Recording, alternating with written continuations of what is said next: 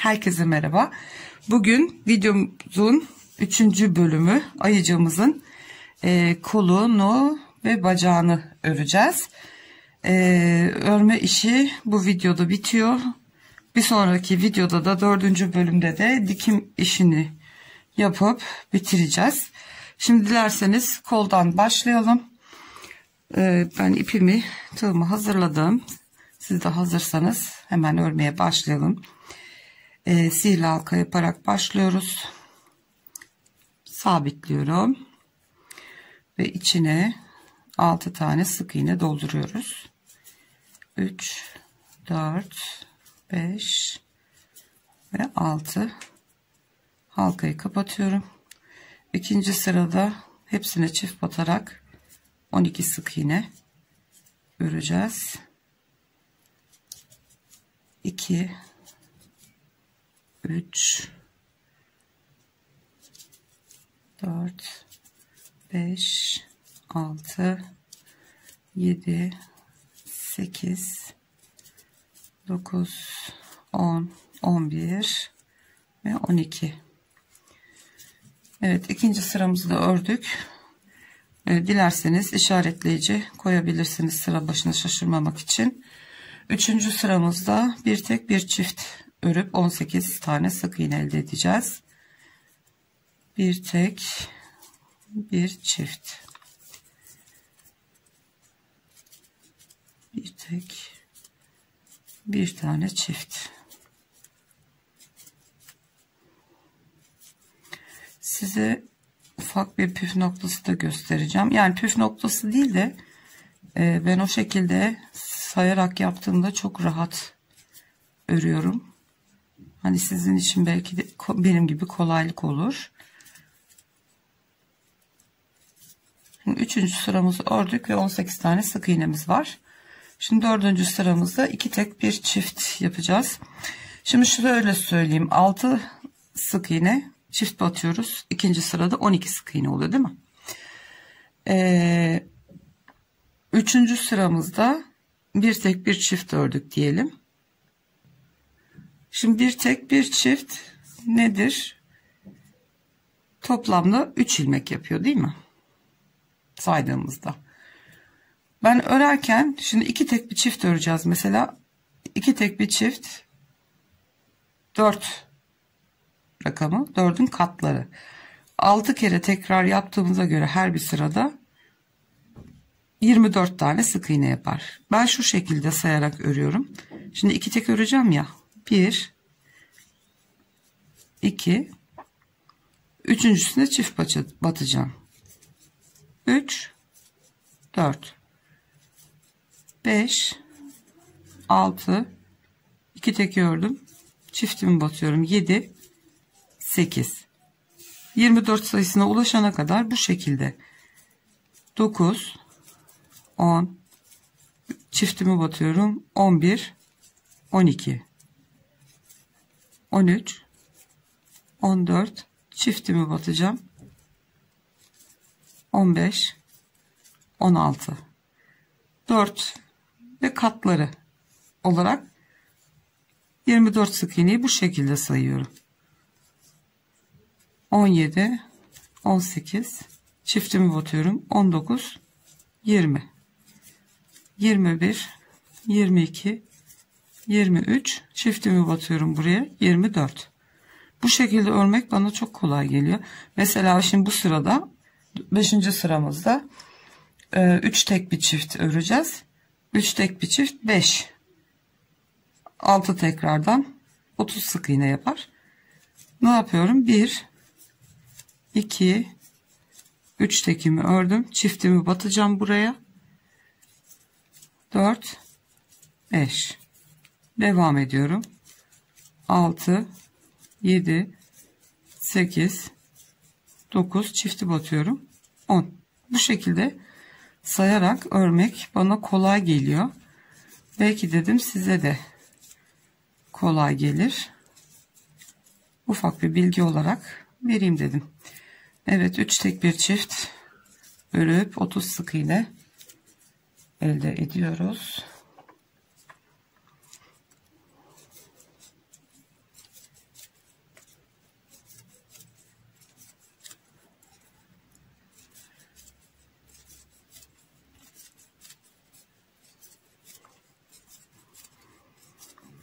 Evet, 5.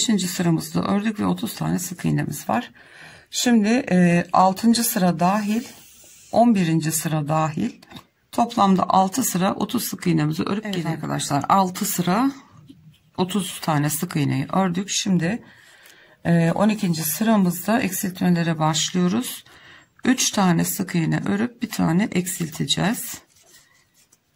1 2 3 tane ördüm. Bir tane kesiyorum. 1 2 3 tane örüyoruz. Bir tane kesiyoruz. Bu sıramızı bu şekilde örüp gelelim. 3 ör bir kes yaptık. Şimdi bu sıramızda da 2 örüp bir keseceğiz. 1 2 tane örüyoruz. Bir tane eksiltiyoruz. 2 tane örüyoruz. 1 2 bir tane kesiyoruz. Bunu 6 tekrara tamamlayacağız. Ve sık iğne sayımız 18'e düşecek. Bu şekilde dönüp geliyor. 13. sıramızda 2 ördük, bir kestik. Şimdi 14. sıra, 15. sıra ve 16. sıra toplamda 3 sıra 18 sık iğnemizi örüp gelelim. Ben ördüm 3 sıramı. Şimdi 17. sıraya başlamadan önce birazcık elyaf dolduralım içine. Çünkü eksiltmelere devam edeceğimiz için daha sonradan doldurması zor olacaktır. O yüzden şimdiden dolduralım. Zaten kolların şu üst kısmında elyafımız yok. Hani buralarını da doldurursak ağzını kapattığımız için böyle gövdeden ayrı kalkık duracak. O yüzden üst taraflara dolgu yapmayacağız. Şimdi burayı sımsıkı dolduralım.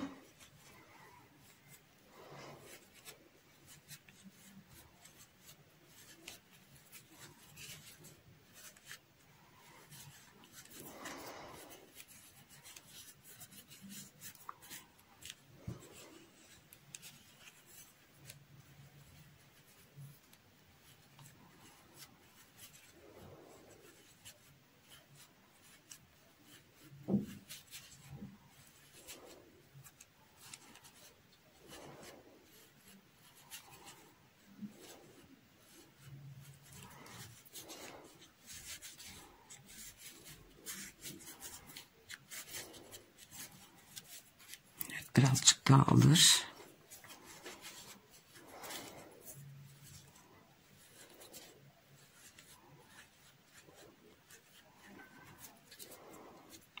Evet.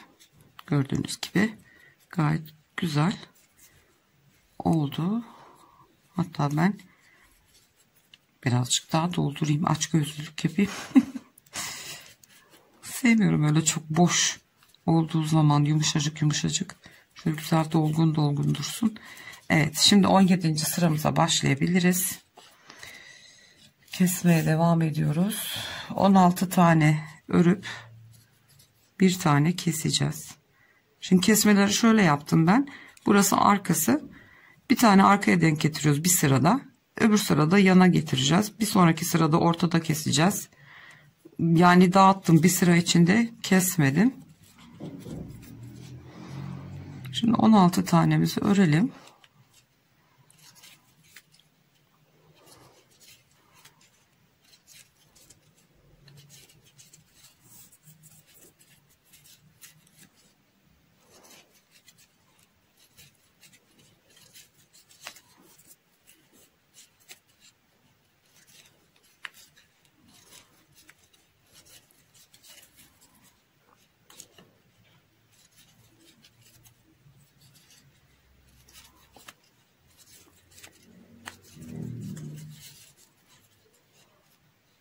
Evet, 16 tane ördüm. Son 2 tane kaldı zaten. Bunları da kesiyorum ve 17 sık iğneye düşürdük toplamda. 18. sıramızda şimdi 3 tane örüyoruz. Yana denk getireceğiz şimdi kesmeyi. Elimizin dışı burası. Arkada kestik. Şimdi yanda keseceğiz. 3 tane ördüm. Ve bir taneyi kesiyorum. Dördüncü sık iğnemiz oldu bu. Ve şimdi kalan 12 tane sık iğneyi sıra sonuna kadar örüyoruz. Ve sıra sonunda 16 tane sık iğnemiz kalmış olacak. Bir bir eksiltiyoruz.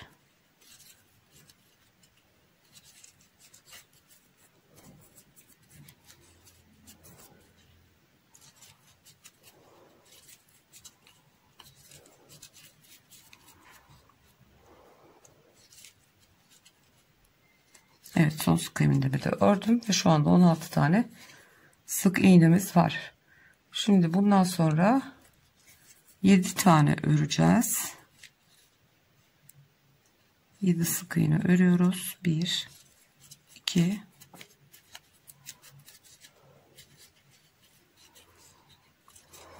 3 4 5 6 7, bir tane kesiyoruz burada. Evet, 7 taneyi kestik. 7 ördük, bir kestik. Şimdi kaldı 7 tane sık iğne. Onları da sıra sonuna kadar örüyoruz ve toplamda 15 tane sık iğnemiz kalmış oluyor.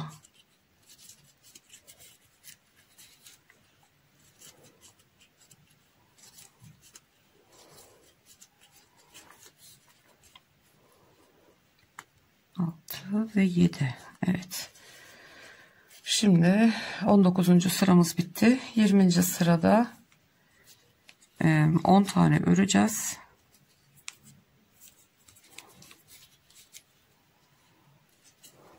Bir, iki,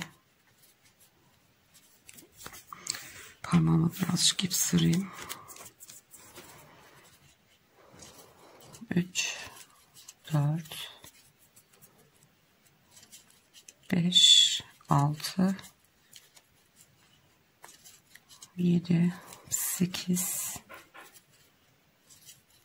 9, 10 ve bir tane kesiyoruz burada.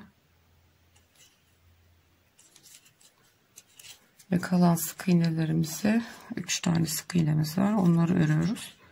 Ve toplamda 14 tane sık iğnemiz var şu anda. Şu kısma birazcık daha elyaf takviyesi yapalım. Geri kalan sıralarda zaten boş olacak. Elyaf koymayacağız oralara. Az bir şey daha koyalım.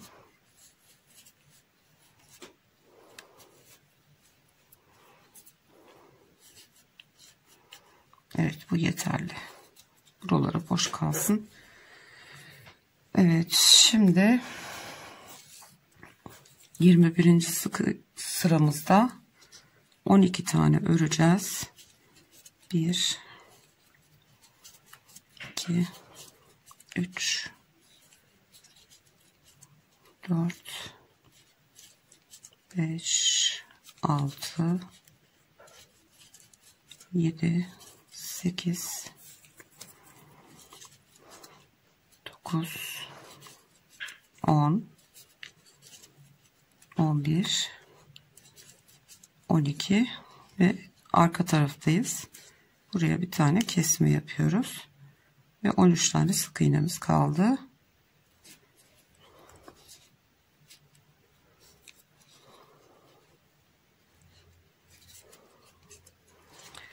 Evet, şimdi 5 tane örüyoruz, bir tane azaltıyoruz bu sırada.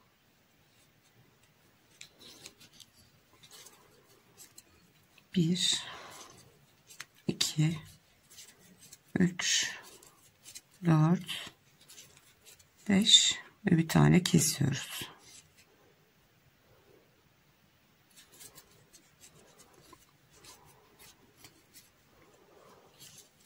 Bir, iki,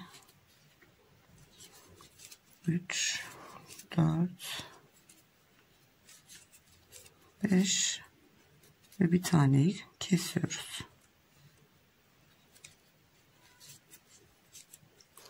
Evet, 11 tane sık iğnemiz kaldı. Şimdi 7 tane öreceğiz. Şu işaretleyiciyi çıkartayım ben. 7 sık iğne örüyoruz. 1 2 3 4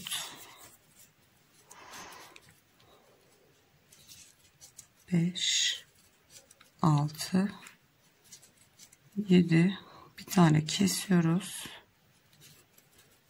ve kalan 2 tane sık iğnemizi örüyoruz.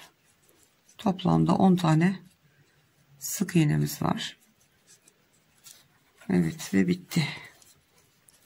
Şimdi elimizi kapatıp gövdeye dikeceğimiz için elimizin ön kısmı, şu dışarı doğru çıkık olan kısım bize bakacak. O yüzden şu şekilde şu kısmı kapatacağız.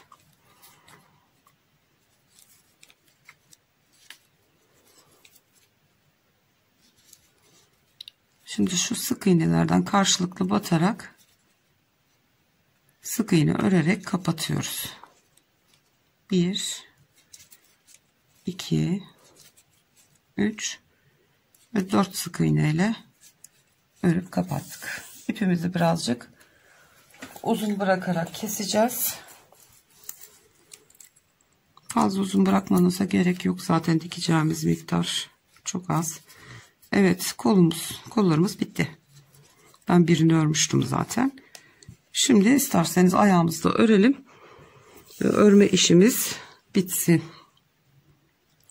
Evet arkadaşlar, bacağımızı örmeye başlayalım. Sihirli arkamızı yapıyoruz ve içine 6 tane sık iğnemizi dolduruyoruz. 3 4 5 ve 6 halkamızı kapatıyoruz ve ikinci sırada hepsine çift batıp 12 tane sık iğne elde ediyoruz. 1 2 3 4 5 6 7 8 9 10 11 ve 12. Üçüncü sıramızda bir tek bir çift 1 2 3 4 5 6 7 8 9 10 11 12 13 14 15 16 17 18. Gördüğünüz gibi temiz söylemiş oldum. Yöntemle gayet basit oluyor. Evet, dördüncü sıramızda 2 tek bir çift. Yine aynı şekilde 4'ün katları olarak sayacağım bu sefer. 2 3 aynı noktaya çifti batıyorum. 4 5 6 2 tekimi ördüm. 7 ve 8 9 10 11 12 13 14 aynı noktaya çiftimi batacağım. 15 16 17 18 19 aynı noktaya 20. 21 22 çiftimi yapıyorum. 23 ve 24. Evet, 24 sık iğnemiz oldu 4. sıranın sonunda. Şimdi 5. sırada 3 tek bir çift öreceğiz. 30 sık iğne olacak. 1 2 3 tekimi ördüm. Dördüncüye 4 ve 5'i örüyorum.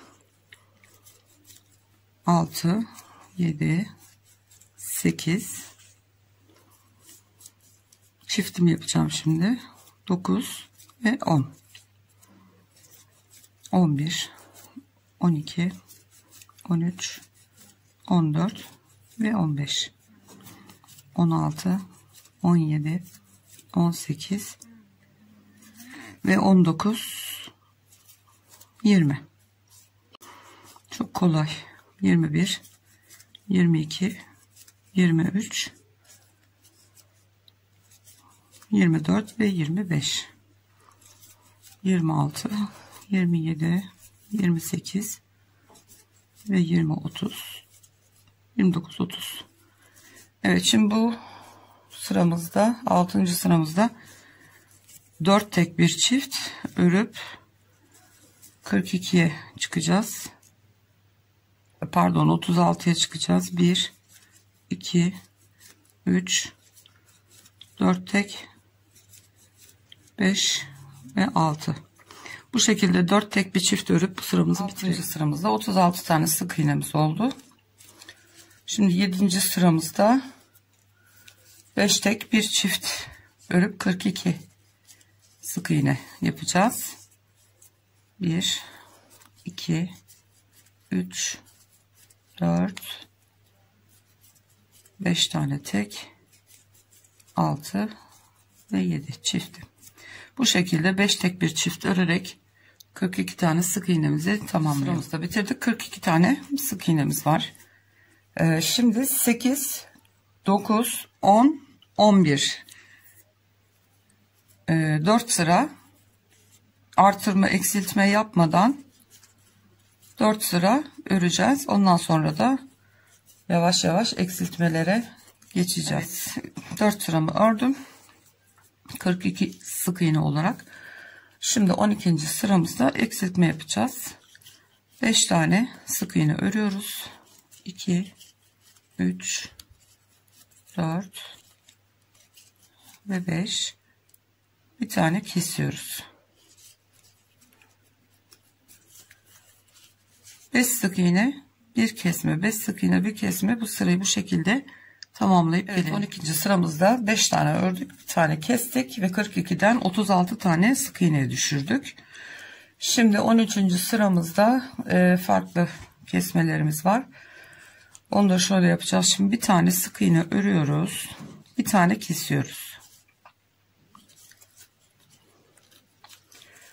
11 tane sık iğne öreceğiz. 1 2 3 4 5 6 7 8 9 10 11. Şimdi 11 tane sık iğne ördükten sonra bir tane kesiyoruz. Bir tane örüyoruz. Bunu bir daha tekrarlıyoruz. Bir tane kesiyoruz. Bir tane örüyoruz. Yani bir kes, bir ör, iki tekrar yaptık burada. Şimdi bir tane daha keseceğiz burada. Ve yine 11 tane sık iğne öreceğiz. 2 3 4 5 6 7 8 9 10 11. Bir tane kesiyoruz ve kalan bir sık iğnemizi örüyoruz ve 13. sıranın sonunda şu anda 31 tane sık iğnemizin olması gerekiyor. 14. sırada da 2 tane sık iğne örüyoruz, bir tane kesiyoruz,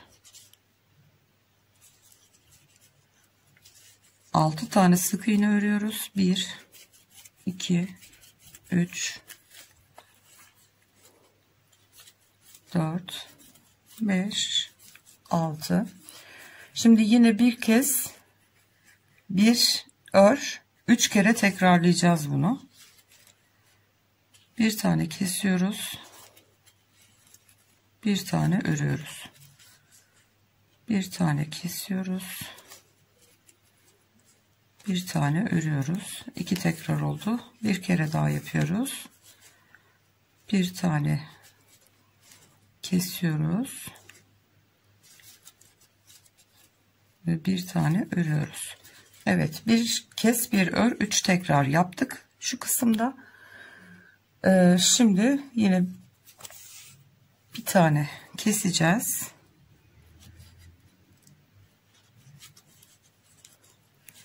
Altı tane sık iğnemizi öreceğiz. 1 2 3 4 5 6. Bir tane kesiyoruz ve 2 sık iğneyi örüyoruz. Ve şu anda 25 tane sık iğne var bu sıramızda, 14. sırada. Şimdi yine 15, 16, 17 ve 18. sıraları toplamda 4 sıraya 25 tane sık iğnemizi örelim ve gelelim. 20 tane sık iğnemi ördüm. En son ilmeğimi kestim. Şimdi 23. sıradayız. 21 sık iğnemiz var şu anda. Ve şimdiki sıramızda 4 tane sık iğne öreceğiz. 1 2, yine bu yan kısımda kesme yapacağız bu sırada. 3 4 tane örüyoruz. Bir tane kesiyoruz. Ve kalan 15 tane sık iğnemizi örüyoruz ve sıra sonunda 20 tane sık iğnemiz kalacak. Şimdi 15 tane sık iğneyi sıra sonuna kadar örüp geliyoruz. Sıramızda ördük. Ve şu anda elimizde 20 tane sık iğne var. Şimdi birazcık daha elyaf takviyesi yapmak istiyorum.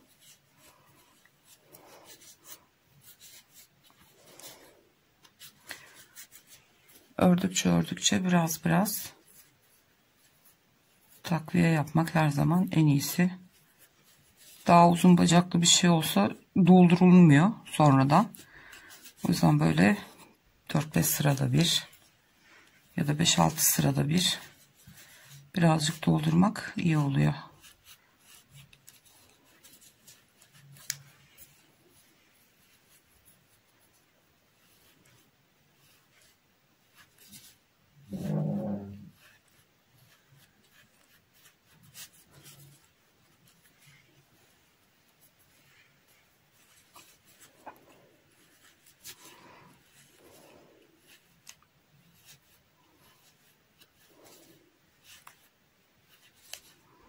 Evet, bu kadar yeterli. Zaten az bir şey kaldı. Bu kısımlar boş kalacak. Elyafsız olacak. Evet, yeter bu kadar. Şimdi 24. sıramızı öreceğiz. 9 tane sık iğne örüp bir tane keseceğiz.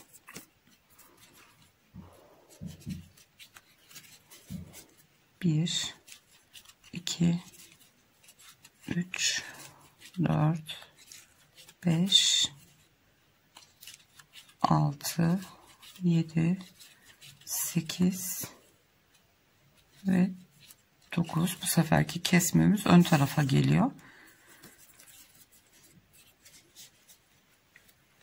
Evet, 9 tane ördük. Bir tane kesiyoruz burada. Ve 9 tane kalan sık iğnemizi sıra sonuna kadar öreceğiz. 1 2 3 4 5 6 7 8 ve 9. Evet, bu sıramızda ördük. 19 tane sık iğnemiz var. Şimdi 25. sıradayız. 13 tane sık iğne öreceğiz. Şimdi önde kesmiştik. Bu sefer bu yanda kesme yapmış olacağız. 13 tane sık iğnemizi örelim.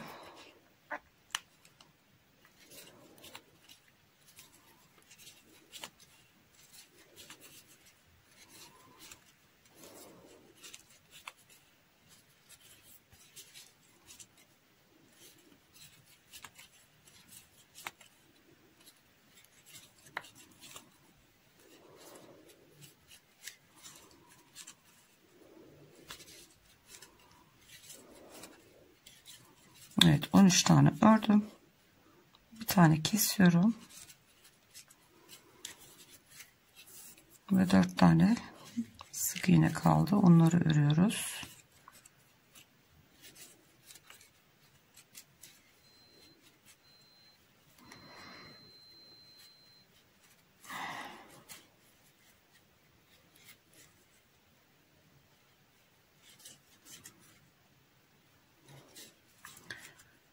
Evet, bu sıramız da bitti. Şimdi 26. sırada 16 tane sık iğne örüp bir tane sıra sonunda kesme yapacağız. Arkaya denk getireceğiz. 16 sık iğne bir kesme yapıp gelin. 26. sıramızı da ördük. Şu anda 17 tane sık iğnemiz var. 27. sıramızda 3 tane sık iğne öreceğiz. 1 2 3 bir tane kesiyoruz. Gene yana denk gelmiş oluyor.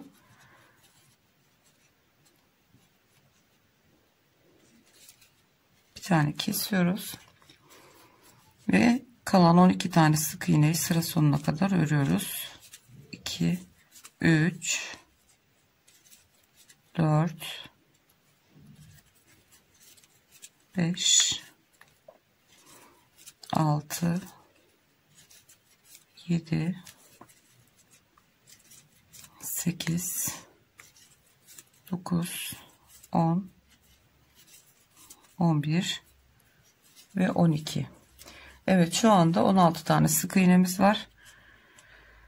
27. sırayı ördük. 28. sırada şimdi 7 tane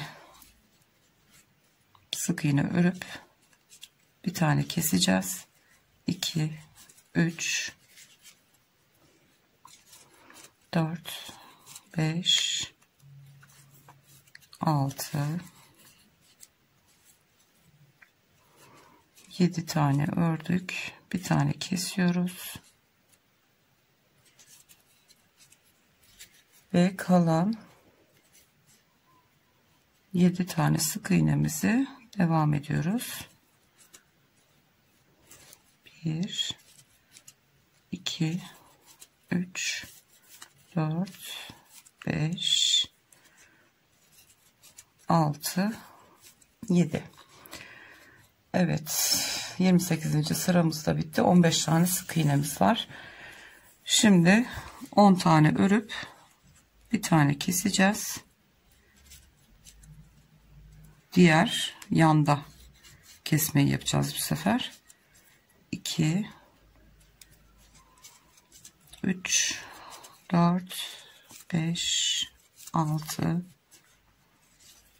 7 8 9 10. Bir tane kesiyoruz.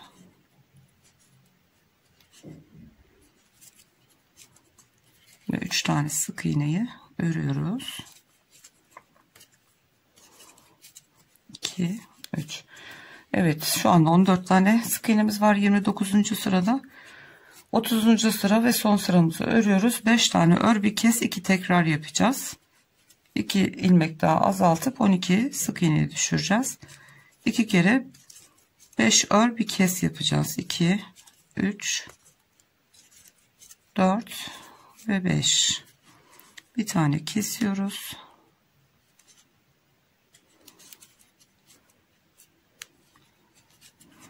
Tekrar 5 tane örüyoruz. 1 2 3 4 5 ve son kesmemizi yapıyoruz. Ayağımızın öreceğimiz sıraları bitti. Şimdi bunu da bu şekilde öne bakan kısmı kapatacağız. Şimdi sıramız bitti ama yanda kaldı bitiş yerimiz. Ayağımızın ön kısmı burada. Şimdi bunu göz kararı şöyle ikiye katladık mı, bakayım şuradan 1 2 3 tane sık iğne örmemiz gerekiyor arkaya gelebilmek için. Şöyle tamamen göz ön kısmımız burası. Bu şekilde katlamak gayet güzel oldu, düz duruyor. Bakalım şimdi. 1, 2, evet 3 tane sık iğne örüp arkaya gelelim. 1, 2 ve 3.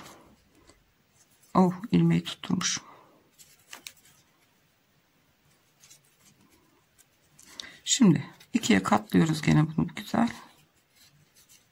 Şimdi yine kolda yaptığımız gibi sık iğnelere karşılıklı batarak sık iğne örüp kapatıyoruz. 2, 3, 4 ve sonuncusuna da batıyorum. 5 tane sık iğne ördük, kapattık. İpi biraz ve yine ilmeğin içinden geçireyim ipi. Evet, bacaklarımızı da bitirmiş olduk gördüğünüz gibi. Gayet ciciş oldular. Şimdi hemen şu boynundaki kurdelemizi ya da papyonumuz neyse onu örelim. Kahverengi iple öreceğim. Göz kararı zincir çekmiştim ben ona.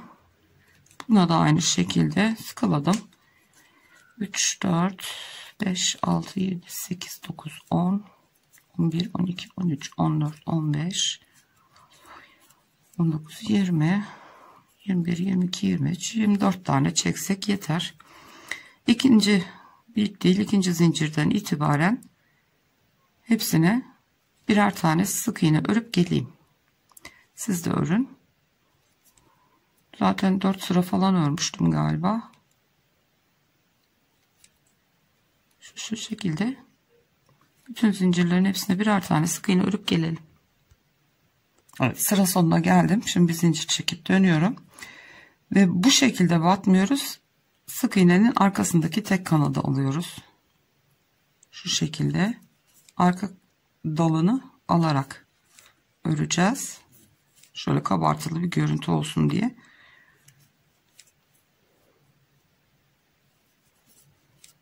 Evet, bu şekilde sıra başına kadar örüp geleyim.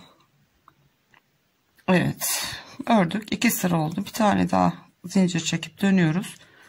3. sırayı örüyoruz. Bu şekilde bir kere daha bir gidelim bir gelelim, toplamda 4 sıra örmüş olacağız. Ondan sonra etrafını döneceğiz. Evet arkadaşlar, 4 sıra ördüm. Gördüğünüz gibi şöyle kabarık oldu. Şimdi bunun etrafını bir sıra döneceğiz. Bir zincir çektim. Battığımız en son noktaya tekrar battım. Bir sık iğne ördüm. Köşeye döndük. Biz alttaki sıranın dibine batıyorum hemen. Bir sık iğne de oraya örüyorum. Bir sonraki boşluğa yine şu tersten ördüğümüz sıranın tepesine batıyorum. Köşe noktamız tam. Oraya batıyorum. Bir tane zincir çekiyorum. Aynı noktaya bir daha batıyorum. Köşeye dönmüş oldum. Şimdi bunların hepsine birer tane sık iğne örerek diğer başa kadar örelim. Evet, en son köşeye kadar geldim. Şimdi yine bir zincir çekip aynı noktaya tekrar batıyorum ve köşeye dönüyorum. Bir sonraki sıranın boşluğuna, bir sonrakinin boşluğuna, her sıranın kendi boşluğuna batıp, bu da tam köşemiz.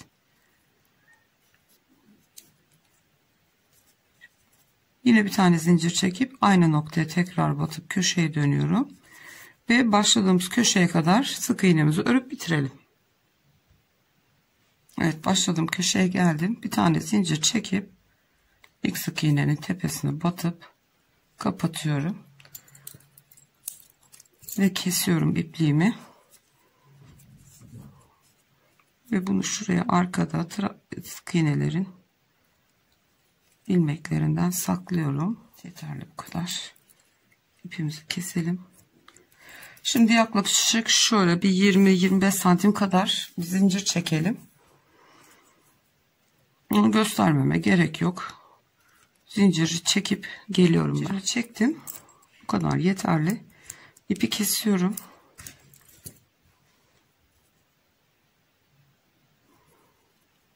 Kapatıyorum.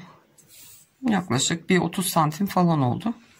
Şimdi bunu düz yüzü bize bakacak şekilde şu ortada ters gibi görünen ilmekler var ya, onları şöyle birbirine yaklaştıralım. Ortasını buraya koyalım. Şimdi bir tur birini döndüreceğim. Bir tur diğerini ters yönde döndürüp arkada bir kere şöyle güzelce düğümleyelim. Bunu da düzeltelim. Bu diğerinden büyük oldu sanırım. Bir düğüm daha atalım. Evet. Bunu ayıcığımızın boynuna bağlayacağız. Şu iplerini falan sonra keseceğiz. Evet, bütün parçalarımızı ördük. Örme işimiz bitti arkadaşlar. Bir sonraki videoda dikim aşamasında birlikte olacağız tekrar. Şimdilik hoşça kalın. Kendinize çok iyi bakın.